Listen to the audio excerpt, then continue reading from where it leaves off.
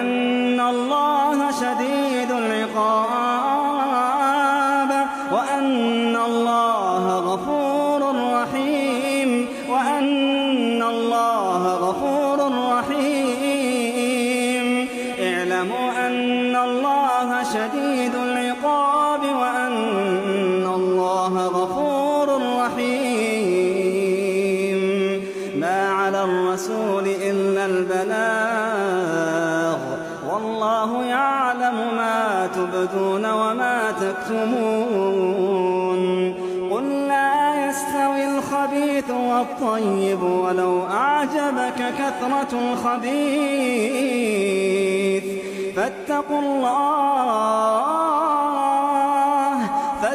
الله يا أولي الألباب لعلكم تفلحون.